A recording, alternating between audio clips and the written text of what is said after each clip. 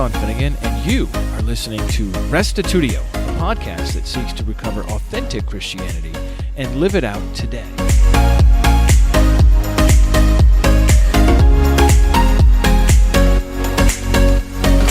I'm so delighted to present you with an interview I did with Professor Nancy Pearcey, an author whose books have significantly helped me understand and live out my faith better. Today we're talking about masculinity. Have you ever noticed the critical and uncharitable tone in our culture towards men? Although our society celebrates women and girls who excel at sports, education, and business, men and boys often receive nothing but criticism, even outright hostility. Some even say masculine men are the cause of all the problems with the world. Listen in as I ask Pearcey about her recent book and how Christians should approach the whole issue of masculinity, both biblically and historically.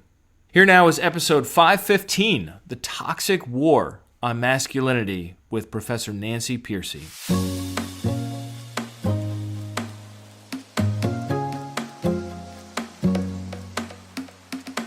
Today on the show, I'm joined by Professor Nancy Pearcey. She's the author of The Toxic War on Masculinity, How Christianity Reconciles the Sexes, as well as Love Thy Body, The Soul of Science, Saving Leonardo, Finding Truth, and Total Truth, probably some other books and articles that I don't have listed here. But she's a professor and scholar in residence at Houston Christian University. She's been quoted in The New Yorker and Newsweek, highlighted as one of the 5 top women apologists by Christianity Today, and hailed in The Economist as America's preeminent evangelical Protestant female intellectual.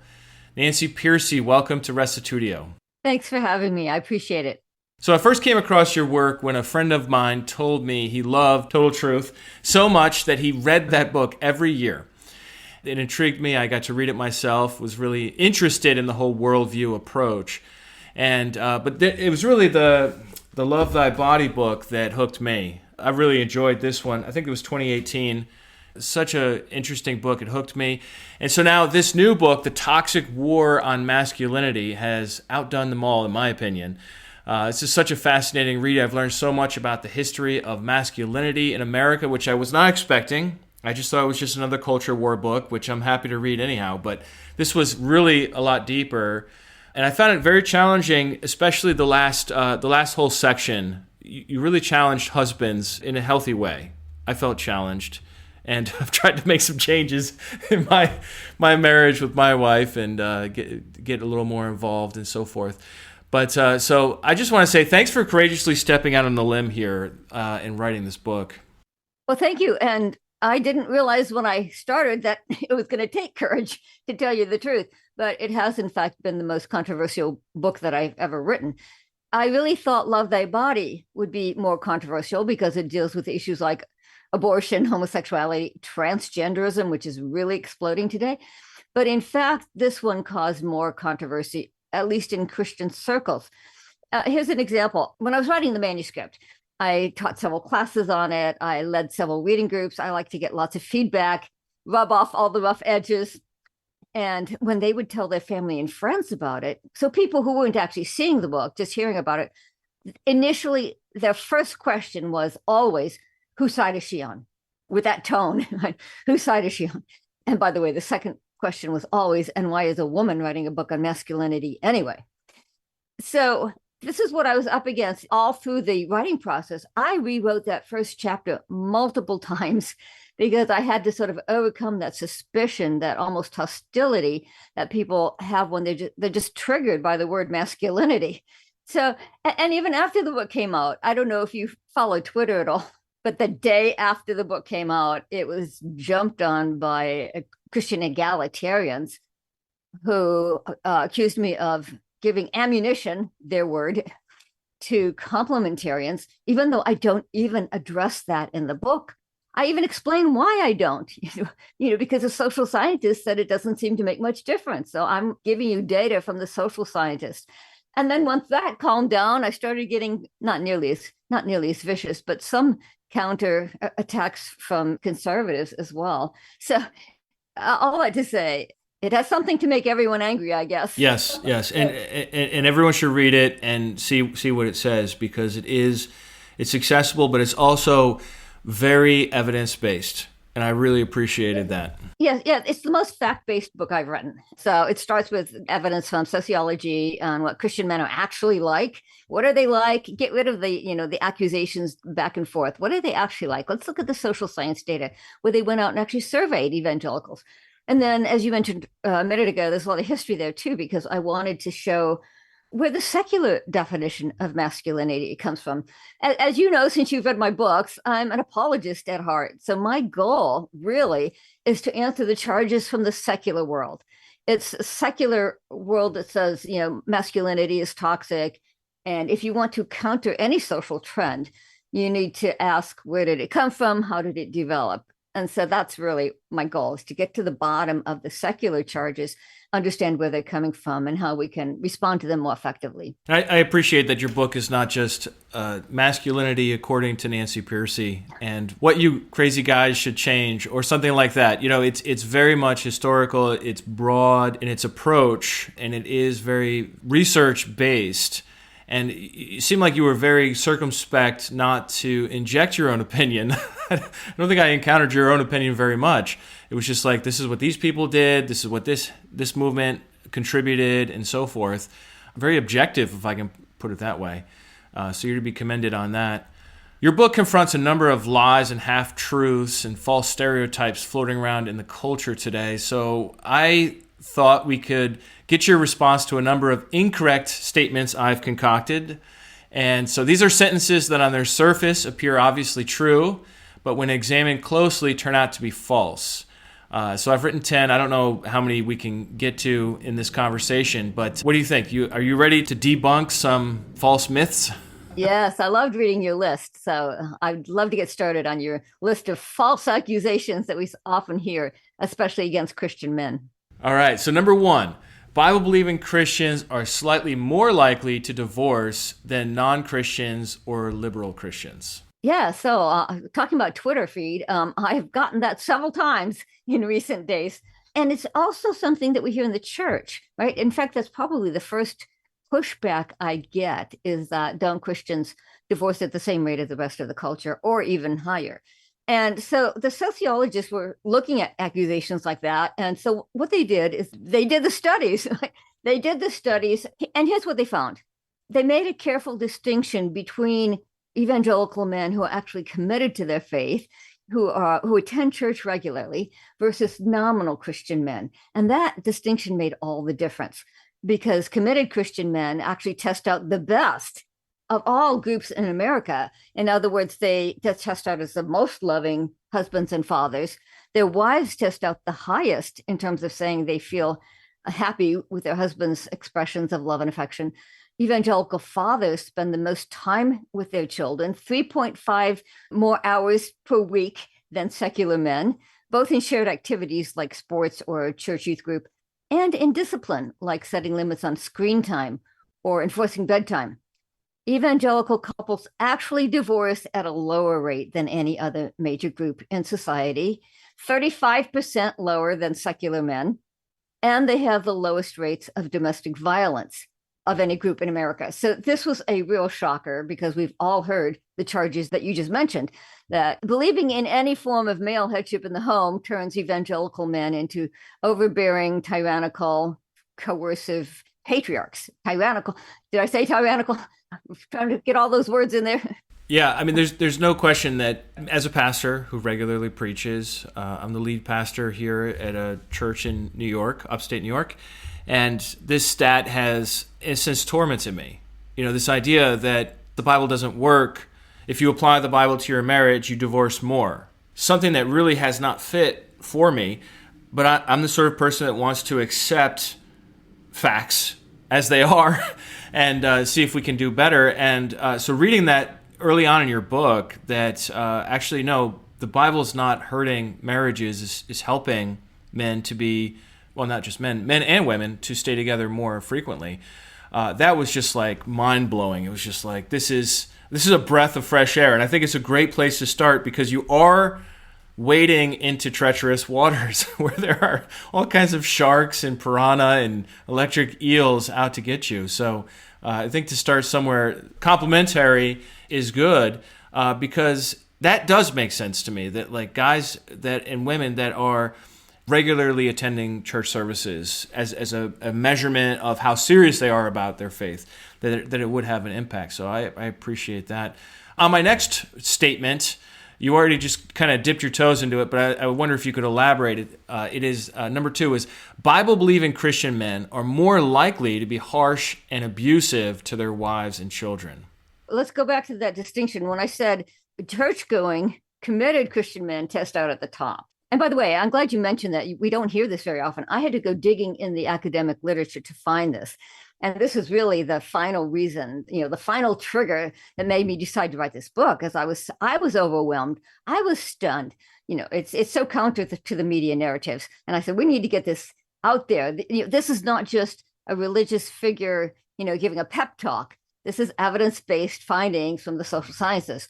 But the reason that we have the wrong impression is the social scientists went back and made that crucial distinction of nominal Christians, right?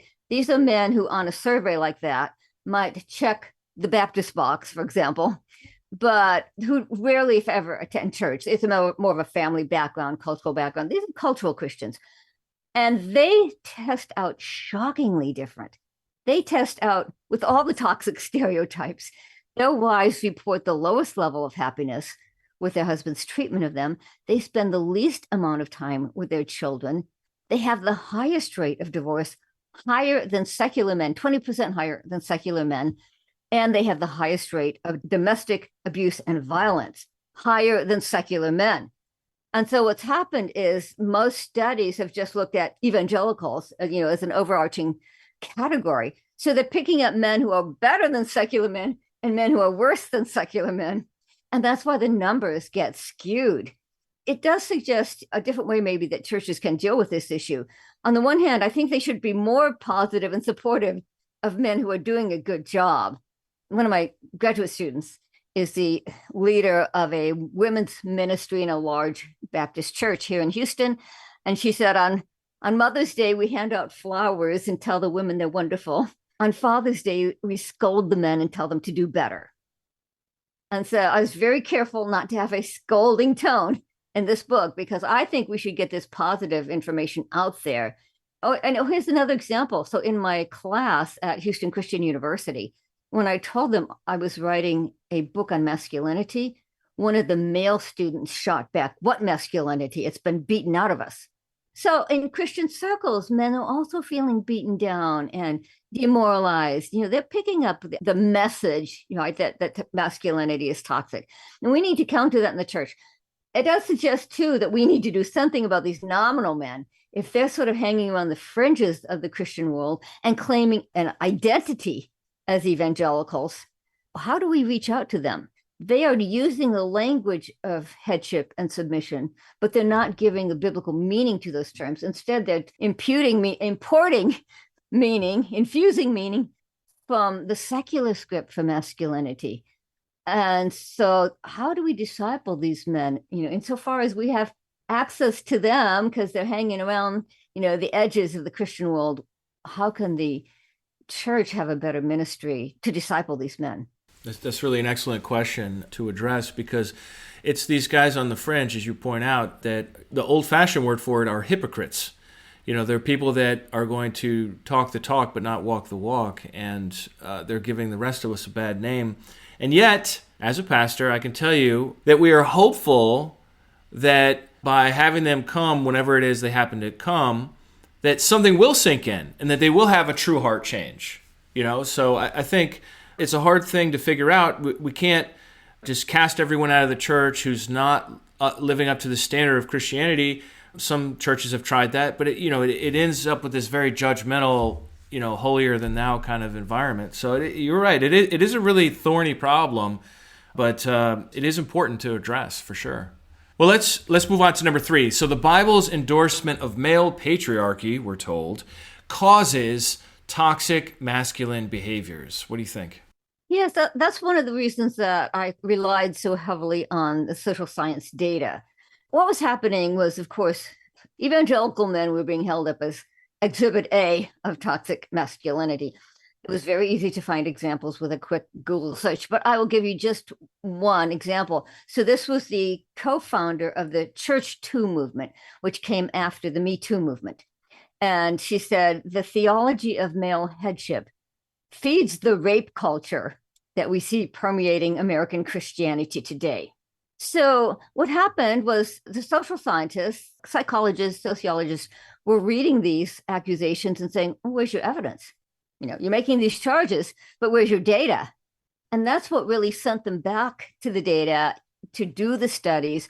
In my book, I cite some dozen studies or so. I was just looking at what the social scientists were actually finding. Like some people have said, well, wait a minute, who cares what the social scientists found? I want to know what the spokesmen say, right? What do the theologians say? What does this Danvers statement say, for example, which is on complementarianism, egalitarianism, and so on. And frankly, that's not what I was concerned about. I don't want to hear what the spokesmen say. I wanted to answer the secular charge, which is, if you believe in this theology, it will turn you into an overbearing, tyrannical, coercive patriarch. And my question was, well, does it? Does it? Let's look at what it does do, in fact, in terms of these surveys of evangelical couples. And so I have 2 chapters on this. And I was, to tell you the truth, I was blown away by the surveys. The surveys where they went to Christian couples and said, do you believe in male headship? And not all, but the majority of evangelicals would say yes. And then they would say, well, what do you think it means? How do you live it out? I was blown away. The loving, respectful, mutual understanding that they had of headship. They would not usually define it in terms of, the final authority or the tiebreaker or the breadwinner. The most frequent definition was spiritual leader. And then they'd be asked, well, what does that mean? And of course, they would start with the practical things, get your family to church, get your kids to youth group, have family devotions and family prayer. But it also, most of them would talk about the intangibles as well, right? That you're responsible for your children's spiritual growth. You're responsible for your wife's spiritual health. And the most frequent verse they quoted was Ephesians 5, husbands, love your wives as Christ loved the church.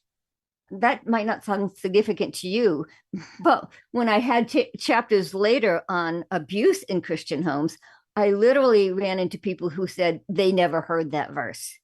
One woman who said, I had to go look it up in the Bible. I didn't believe it was there. I had never heard a sermon on Ephesians 5, the part of it that is addressed to husbands. And there was another example where there's a pastor who works with abusive men in court-ordered counseling. Most abusive men are not in counseling unless it's court-ordered. But this is a Christian pastor, and he was working with a man who was abusive, and his wife had actually fled the home to escape from his physical abuse. And he kept quoting the first part of Ephesians 5. She's supposed to submit to me. This is wrong. She can't leave the home. And so the pastor said, well, what about this other part of Ephesians 5? And he said the man was shocked. He had never heard the part of Ephesians 5 that was addressed to husbands. And so that's why it's so significant that the committed Christian men and couples, that was what they quoted all the time. Ephesians 5, husbands, love your wives as Christ loved the church. And so I went to the actual studies, the surveys done of Christian couples to see, how do you live it out? What do you think it means? That's what I report in the book. Yeah. A lot of your book gets into the history of masculinity in America. And I thought that was really eye-opening because as somebody who's done a lot with early church history, Old Testament history, New Testament history, Second Temple Judaism, I could tell you all about the Roman Empire. There's these like memes going around. How often do you think about the Roman Empire? Too much. That's my answer. But American history, I'm not so strong on, and much less with respect to gender. I really found this research you did fascinating. And so my next myth is about the suffragette movement. So, and it goes like this. Number 4, women initiated the suffragette movement in America because they wanted to be treated as individuals of equal value. It sounds just like obviously true, right? But is it? No, it's not true. First of all, women didn't initiate it. A small group of women did, the early feminists. But even they acknowledged that most women were against it at the time. I had so many readers. You remember I said I had readers on my manuscript. I had so many readers who were skeptical of that I went out and find the quotes from people like Elizabeth Cady Stanton and other early feminists saying the main opposition to the vote for women is other women. So I got the quotes from people saying that. Why were they opposed to it? Because they did not want to be treated as individuals. It was just the opposite. Here's the framework to understand it. The vote was not described in that day as men's vote versus women's vote. It was framed as household vote versus individual vote. And most women wanted the household vote. And why did they want that? Because it put responsibility on men to take into account the interests of their entire household. Even broader, I'll try to be short, but even broader, it was a shift in political philosophy.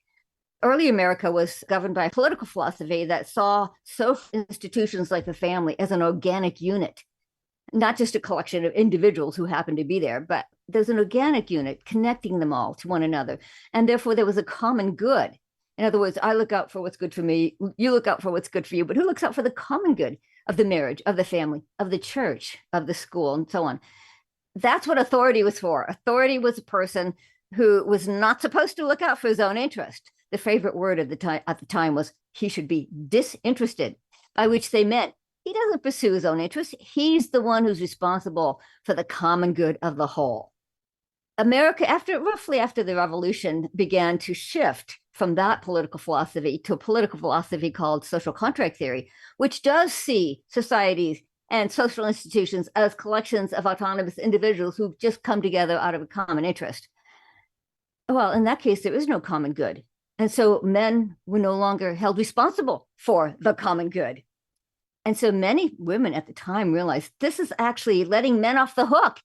It's giving them a pass on moral responsibility. They're no longer held responsible for the common good of the entire household. And so that's how the debate was framed. Many women at the time said, well, we want our men to sense that they are responsible for their wife and children. And back then, the household was larger, right? So it included extended family and servants and so on. The man was in charge of a small commonwealth. So anyway, it was women who opposed the vote largely. And it was because they saw it as a way that men were going to be held to a reduced standard, that we were lowering the standard on male responsibility. Now, I would say that eventually most women came around to it. It took about a century. Eventually, women came around to supporting it. But why? Early feminists framed it in terms of autonomy and individual rights. That did not speak to most women. Women came around to supporting it when the temperance movement began to say this can be a way that we can hold men in check because men are drinking, they're coming home drunk and beating their wives and children, and women have little recourse when that happens. And so the head of the Women's Christian Temperance Union, her name was Frances Willard, historians say she was the most influential woman of the entire 19th century. And she began to see the vote as a way to give women power in the temperance movement against drunken, abusive husbands. And so she renamed it. She called it the Ballot for Home Protection. Now, if it was about home protection, women were for it. So that shift is why women came around to endorsing it. But again, not for the reasons we think, autonomy and individual rights, but this is a way to give us some leverage against some of the common male vices of drunkenness and abuse. Home protection. At every turn, it seems like there's so much more to the story than, on the surface you think, oh, well, women were hopelessly oppressed and, until they got the right to vote, they couldn't do anything about it. That's kind of like the typical way of saying it, but it's so much more complicated and nuanced. This dance between men and women in American history is incredible to see it going back and forth throughout your book. So what about the statement, our time, today, the 21st century, is the first when women in America have publicly accused men of toxic behavior? You think that's true? Well, I just gave you a good example where The temperance movement certainly popularized a lot of public rhetoric that was very critical of men. Here's the bigger picture on that, too. So America was becoming more secular. And as that happened, they were governing their behavior less by a biblical ethic, naturally. And how did that happen? Well, the material conditions that gave rise to secularism are this. Before the Industrial Revolution, men worked alongside their wives and children all day on the family farm, family industry, the family business. And so the cultural expectation on men focused a lot more on their caretaking role, on their, like I said a minute ago, their responsibility for the common good of the whole. Even a secular historian says the masculine virtue was defined as duty to God and man. I love these surprising facts that come out of history. A surprising fact is that most literature on child rearing was addressed to fathers. If you go to a bookstore today, they're mostly addressed to mothers. But back then, they were addressed to fathers. Fathers were considered the primary parent. And so men were given a lot more responsibility for the family. The Industrial Revolution takes work out of the home. And of course, men had to follow their work out of home into factories and offices. For the first time, they were not working with family members, people they loved and had a moral bond with. They were working as individuals in competition with other men. And that's when you see the literature start to change. People began to protest that men were becoming individualistic, self-interested, egocentric, make it at all costs, greedy and acquisitive, to use the language of the day. And that they were making their career their idol. As they were losing their biblical loyalty, they were making their career their idol. Actually using language from the day, they complained that men were starting to make an idol out of financial success. The first time that we see negative language applied to the male character was in the 19th century after the Industrial Revolution. And the secularization was happening at the same time. In a sense, with the Industrial Revolution, a large public sphere developed. Society kind of split into private and public. People began to, public, what do I mean by that? Factories, businesses, financial institutions, universities, and of course the state. And people began to argue that these large public institutions should be operated by scientific principles, by which they meant value free. In other words, don't bring your private values into the public realm, which is what we hear today. And since it was men who were getting that secular education and working in that secular field, they were becoming more secular in their outlook before women did. And so naturally, are we surprised that the 19th century saw a huge increase in what are kind of traditional male vices like drinking and gambling and fighting and crime and prostitution? And that's why there was, in response to that, a huge flowering of reform movements. The reform movements are where you see the negative language really develops as they begin to attack men for all of these vices. I'll give you a quote. So one of my favorite historians puts it this way. All of these reform movements were implicit condemnations of males. There was little doubt as to the sex of the tavern keeper, the slave master, the drunkard, and the seducer. So the language of the 19th century was almost as hostile as anything that we hear today from radical feminists. It's interesting, if there's smoke, there's usually fire, right? And you do get into that a little bit at the end of the book, some of the misbehavior of men that's driving the modern complaints about toxic masculinity. I think a lot of pundits, advocates today for men are not really delving into the misbehavior of men in our own time. But I think getting this historical perspective can really help us to see, okay, well, what did you want the women to do? You want them to just get beaten and treated like punching bags in the home? Of course they rose up and they advocated and there was rhetoric and, women are powerful. Just like men are powerful, women are powerful. So it makes sense that would happen. You talk so much, and this is probably the biggest thing that blew my mind in a lot of the historical work you did. You talk so much about the Industrial Revolution, and you've already touched on it here, but this next myth really ties into that. Number 6, men have traditionally worked outside of the home and have been the breadwinners. I think so many of us are under that impression, especially as conservatives, as Christians, Bible-believing men were like, oh yeah, it's my job to work outside the home and be the breadwinner. And if I just do that, then I've satisfied what God requires of me. The fact that the literature on parenting was addressed to fathers speaks to the fact that fathers were in the home. See, what happened is with the family industry, the family business, the home was the economic center of society. They didn't have this distinction. A father could be working at home and raising his kids, and so could a mother, by the way. A lot of manufacture was household manufacture.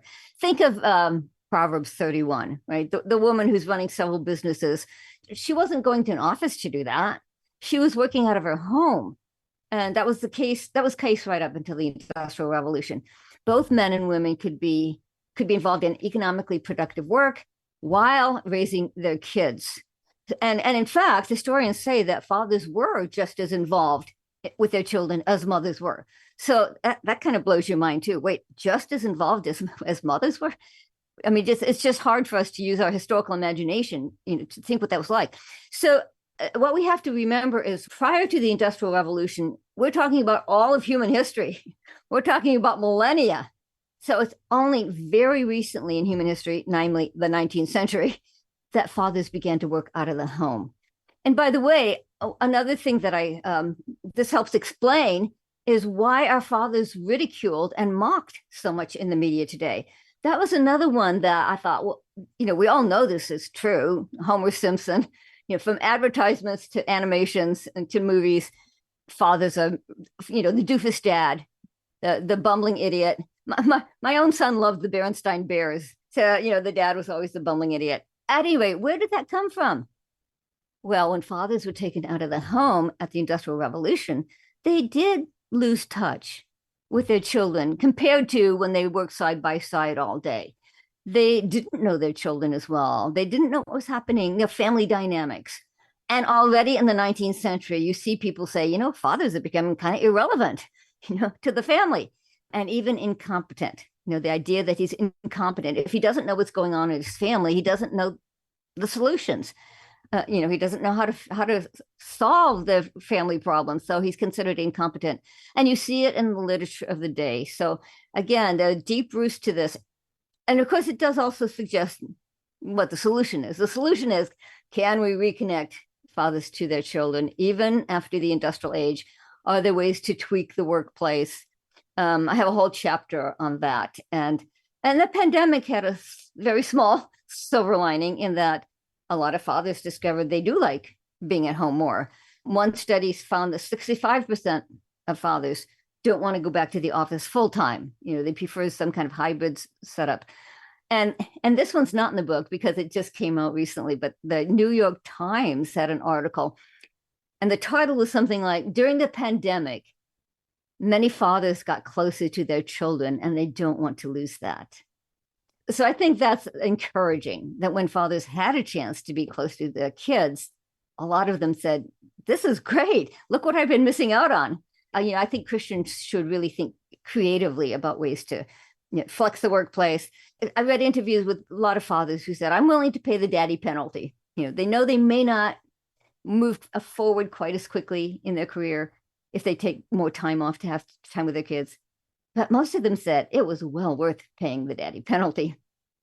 Yeah, I mean, at the end of the day, let's say you choose to work, an extra 10 to 20 hours a week so that you're always the one who gets in the report or finishes the project, and you find some upward mobility, and what do? You just move your house to a different neighborhood. You move to a different neighborhood, buy a fancier house. Now you've got, some more expensive cars. Maybe you have a more expensive boat. Maybe you're going to a farther away place for vacation. But it's not it's not worth the sacrifice to not know your children and to not be able to have a healthy marriage that lasts. We tell women, oh, well, don't sacrifice your family for the sake of your career, because we see so much pressure to do that now in whatever wave of the feminist movement we're in right now, and so much celebration for women in the workplace. Any kind of achievement is celebrated. And yet the same is true for men. Don't sacrifice your family for your career, because at the end of the day, you're going to be sitting on your yacht with people you don't even know, people that don't even care about, like even if you did succeed to that degree. So let's switch sides. We were just talking about how the men are the breadwinner is a new term that was unused before the Industrial Revolution. It's just a totally foreign idea. But what about on the women's side? Traditionally, women focused on keeping the home and raising the children rather than contributing economically, right? They didn't have to make that decision. There wasn't an either or choice. Until the Industrial Revolution took work out of the home, remember, it took women's work out of the home too, not just men's work. So women back then, a lot of household manufacture was presided over by women. So can you imagine when you had to cook everything from scratch, churn your butter, bake your bread, and even grind your flour? And when you had to make all your clothing from scratch, you had to card the wool or the cotton, and you had to weave it, you had to design it and cut it out. I mean, canning and preserving food, making buttons, making candles. Women's work was extremely rich and varied. Women had a lot of different skills they had to master. So in many ways, that was more intellectually challenging too. And so it was a true loss, a genuine loss when all of that was taken out of the home. Life got easier.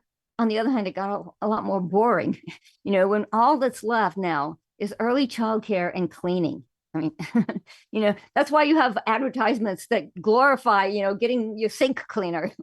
So I think that that's an important thing to recognize, because it was one of the causes of the feminist movement. Like many secular movements, it identified a true problem.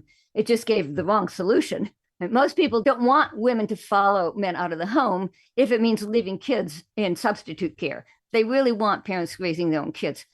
What women are doing today, though, in my studies, I found that the vast majority of women who are home with their kids are doing some kind of home-based business or home-based work, because it's almost impossible in our economy not to have two incomes, but women want to be home. And so white collar work is the easiest, of course, in a knowledge economy. So there's all kinds of IT professionals and writers and editors and marketers. And I list several of them in the book. Blue collar and pink collar work can be done from home to some extent as well. I give the story of when I went to have my hair styled, and the woman had a beauty chair in her basement, one chair. And so while she's working with her customer, her client, she's got a glass door that looks out onto the backyard in a fenced in backyard. So she's we're keeping an eye on her kids.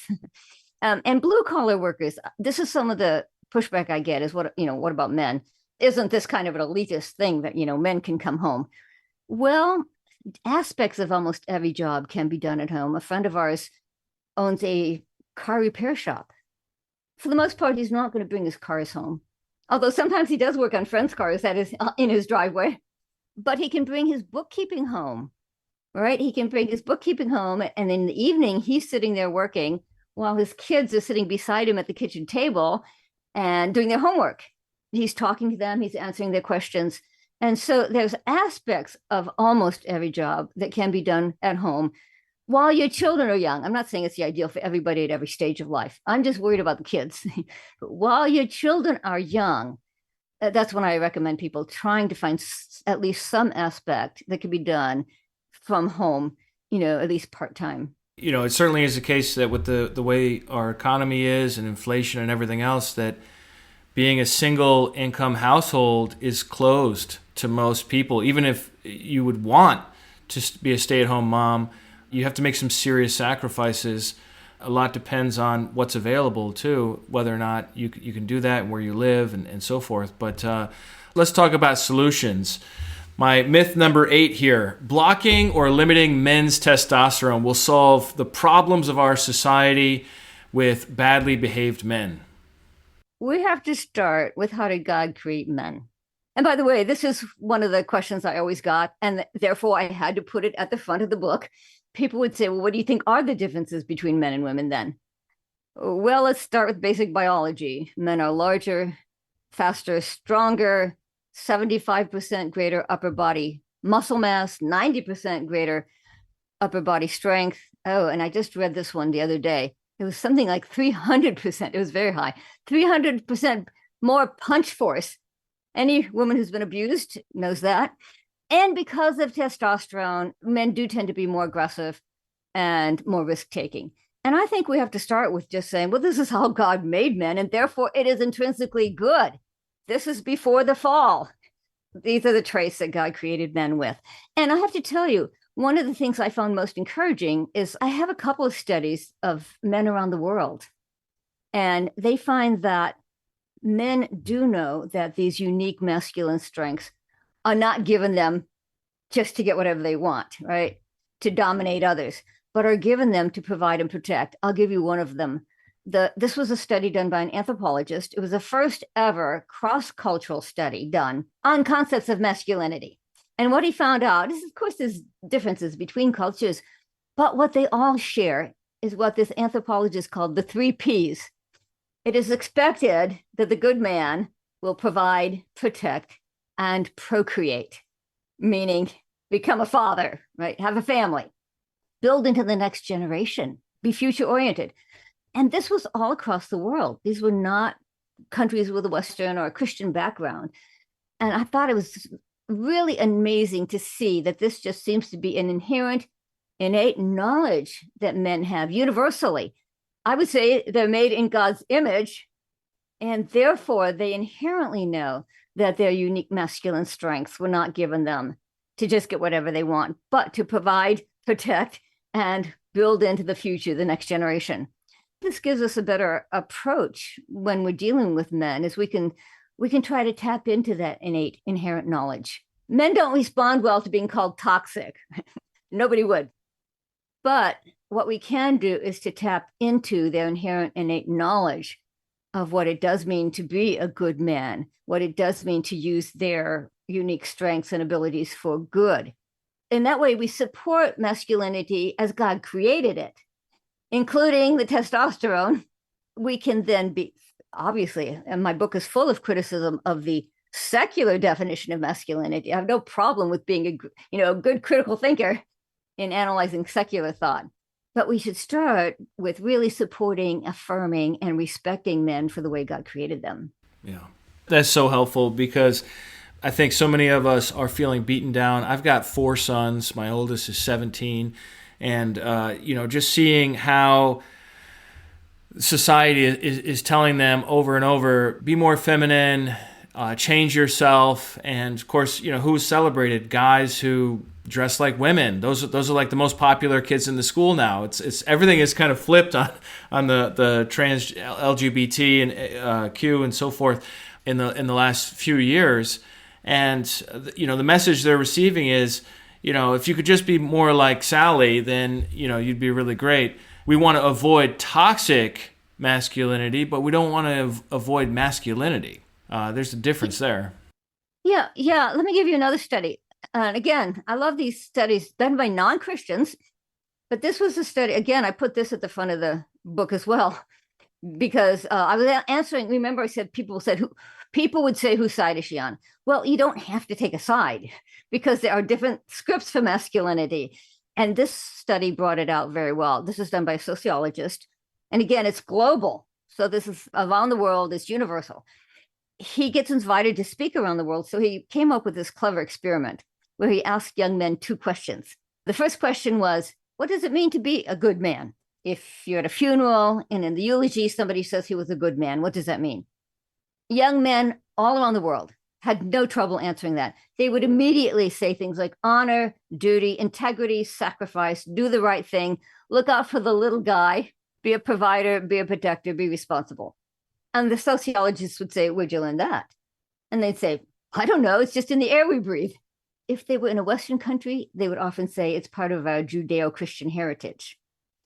And then he would follow up with a second question, and he'd say, well, what does it mean if I say to you, man up, be a real man? And the young men would say, oh no, that's completely different.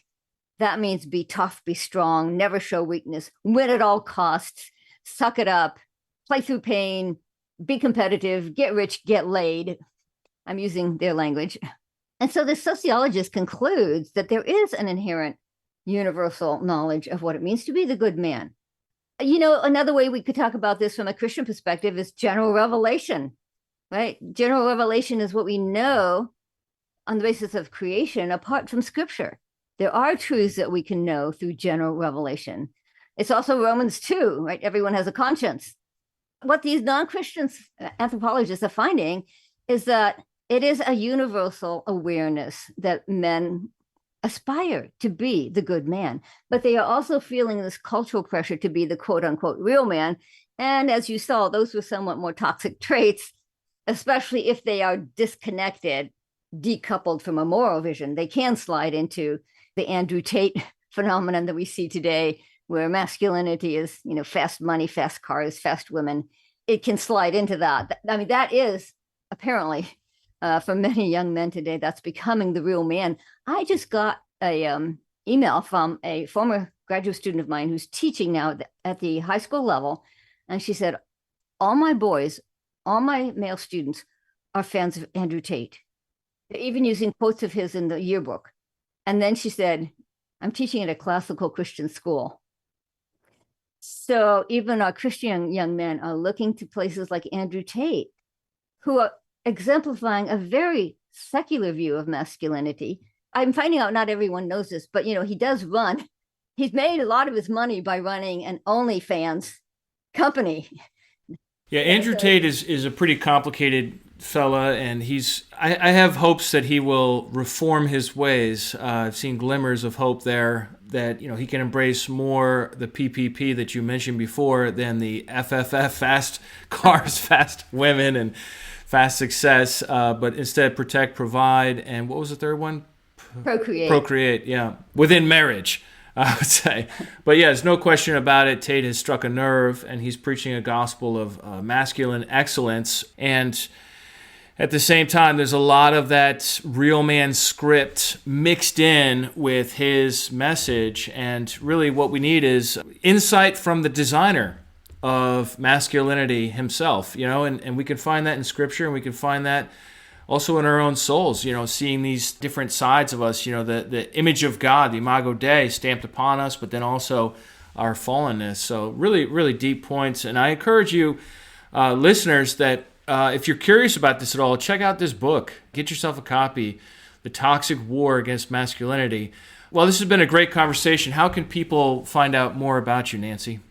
Yes, I'm glad you asked, because my publisher graciously just designed a new website for me. So it's nancypearcey.com. And Pearcey is Pearcey, nancypearcey.com. And so you can come over there. You can browse my other books. You've mentioned a few of them already today. You can browse them and find out what he was talking about. And you can also leave a message. I don't have time to answer them all, but I do read them all. So come on by, nancypearcey.com. Come on by and say hello. Very good. Well, thanks so much for joining me on Restitutio today. Thanks for having me. Well, that brings this interview to a close. What did you think? Come on over to restitutio.org and find episode 515, The Toxic War on Masculinity, and leave your feedback there. And I can't stress to you enough how important this book is, whether you're a man or a woman, but especially I talk to the men out there.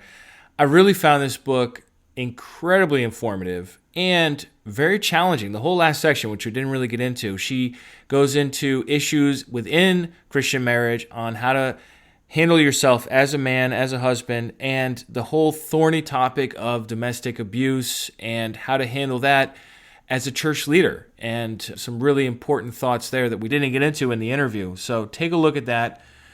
For the record, I'm not receiving any compensation for promoting this book. I really just believe in it, and I think Pearcey is really good. So take a look at that. Well, that's going to be it for today. If you'd like to leave us a rating or a review on Apple Podcasts or Spotify, we certainly appreciate that. If you'd like to support Restitutio, you can find us online at restitutio.org. It's like the word restitution with no N.org. And thanks to all who are supporting us. We'll catch you next week. And remember, the truth has nothing to fear.